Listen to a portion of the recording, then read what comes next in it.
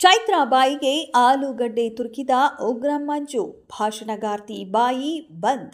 Big boss Kannada season 11ರ 8 ವಾರಗಳನ್ನು ಪೂರೈಸಿ 9ನೇ ವಾರಕ್ಕೆ ಕಾಲಿಟ್ಟಿದೆ. ಸ್ಪರ್ಧೆ ಈಗೀಗ ರೋಚಕ ಹಂತಕ್ಕೆ ತಲುಪುತ್ತಿದೆ. ಸ್ಪರ್ಧಿಗಳ ನಡುವಿನ ಪೈಪೋಟಿಯೂ ಜೋರಾಗಿದೆ.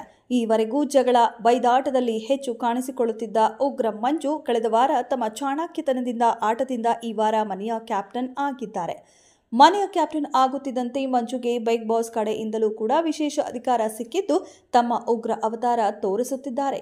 ಈ ವಾರ ಬಿಗ್ ಬಾಸ್ ಮನೆ ಬಿಗ್ ಬಾಸ್ ಸಾಮ್ರಾಜ್ಯವಾಗಿದೆ. ಹೀಗಾಗಿ ಮನೆಯ ಕ್ಯಾಪ್ಟನ್ ಮಂಜು ಬಿಗ್ ಬಾಸ್ ಸಾಮ್ರಾಜ್ಯದ ಅಧಿಪತಿಯಾಗಿದ್ದಾರೆ. ಸಾಮ್ರಾಜ್ಯದ ಮಹಾರಾಜ ಮಂಜು ಎಂದು ಸ್ವತಃ ಬಿಗ್ ಬಾಸ್ ಘೋಷಿಸಿದ್ದಾರೆ. ರಾಜನಂತೆ ವೇಷ ತೊಟ್ಟಿರುವ ಮಂಜು ಇತರ ಸ್ಪರ್ಧಿಗಳಿಗೆ ಮನಬಂದಂತೆ ಆದೇಶ ನೀಡುತ್ತಿದ್ದಾರೆ.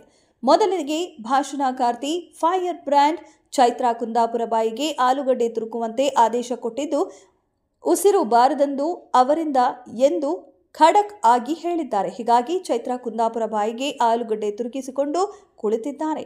ಇನ್ನು ಬಹುತೇಕ ಎಲ್ಲ ಸ್ಪರ್ಧಿಗಳಿಗೂ ಮಂಜು ಬಸ್ಕಿ ಹೊಡೆಸಿದ್ದಾರೆ. ಅಲ್ಲದೆ ಧನ್ರಾಜ್ಗೆ ತಮ್ಮ ಸಿಂಹಾಸನದ ಕಾಲಿನ ಬಳಿ ಕೈ ಕೊಟ್ಟು ರಾಜನಿಗೆ ಬಹುಪರ ಕೂಗುವಂತೆ ಆದೇಶ ಕೊಟ್ಟಿದ್ದಾರೆ.